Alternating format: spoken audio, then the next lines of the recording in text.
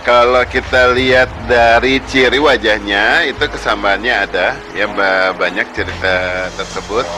Tentu cuma tinggal sekarang bicara angle, bicara penampilan, orang lagi istirahat ya, lagi apalagi ini kan kejadiannya kalau lihat dari waktunya ini malam hari ya, mungkin udah lelah gitu kan, ada posisinya di situ. Tapi yang bersangkutan ya dia, dan kemudian dipanggil oleh lawan bicaranya juga dengan nama Adit ya, nggak tahu apa memang itu panggilannya yang pakai Reski atau panggilannya Adit gitu. Tapi kalau yang pasti dengan lawan bicara tersebut dipanggilnya dia atau disimpan di phonebooknya sebagai Adit. Kita sekarang bicara analogi video tersebut dulu ya. Kenapa hal itu bisa terjadi? Kalau dilihat dari bukti yang ada, pasti karena si pihak lawannya itu mengirimkan foto wajah dia ya, yaitu suatu wajah wanita kayak wanita kebule-bulean gitu ya.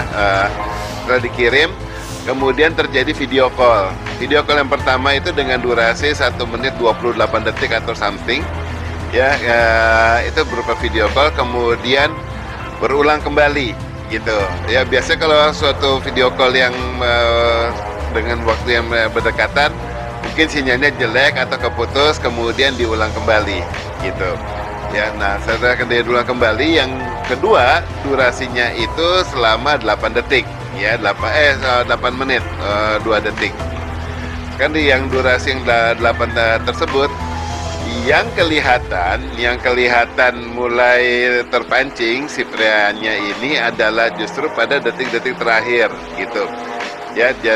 Jadi biasanya hal ini terjadi, sangat mungkin bahwa ini biasanya mungkin terjebak oleh sex call ataupun video kontak-kontak yang selalu memancing si pria untuk mengeluarkan anggota tubuhnya kayak gimana.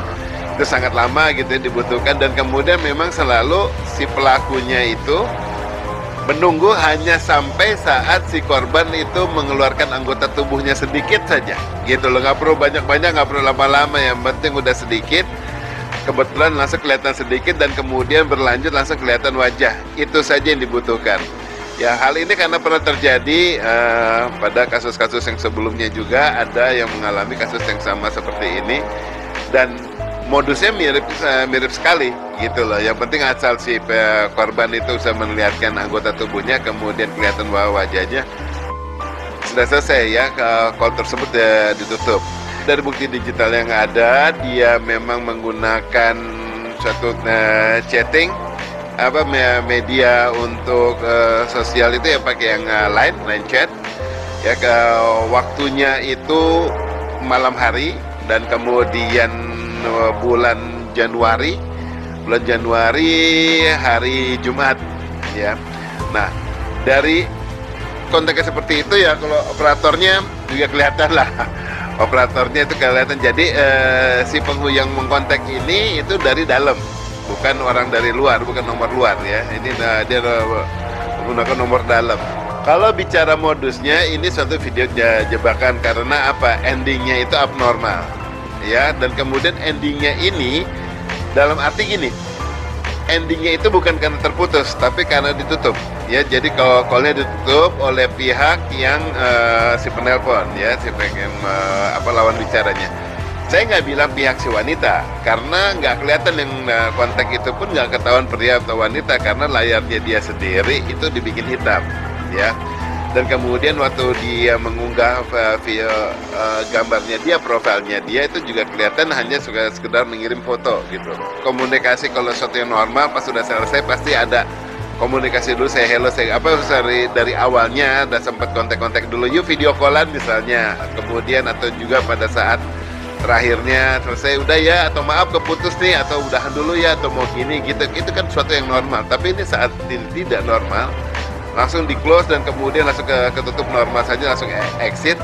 Itu jelas ini memang modus suatu jebakan, biasanya seperti ini ya. Itu bukan suatu editan, bukan suatu umpamanya dibilang kayak suatu rekayasa hanya untuk menampilkan wajah dia yang bersangkutan gitu, enggak. Itu memang benar yang dia, dan kemudian dari videonya, dari mulai anggota tubuhnya ya yang bagian vital sampai begitu kelihatan, dan kemudian sampai ke atas. Ya, kalau bagian vitalnya kita nggak pernah tahu ya betulnya apa tidak. Tetapi kalau dari yang biasanya, kalau perangkat untuk pemalsuan wajah itu kan nggak kelihatan apabila itu wajah yang dipalsukan atau tidak, ada suatu ciri-ciri. Dimana maaf sekali kalau ciri-ciri tersebut saya tidak bisa mengutarakan, karena biasanya ini juga materi yang biasa digunakan untuk hukum kalau untuk membuktikan suatu konten itu real ataupun rekayasa ya. Tetapi apabila ini sudah nanti menjadi kasus hukum dan kemudian akan dituntut atau kayak gimana, ada suatu pihak yang ingin melakukan pengungkapan atau minta dicari pelakunya bla bla bla, ya itu baru nanti dilakukan pendalaman lebih lanjut lah mengenai kasusnya kayak gitu.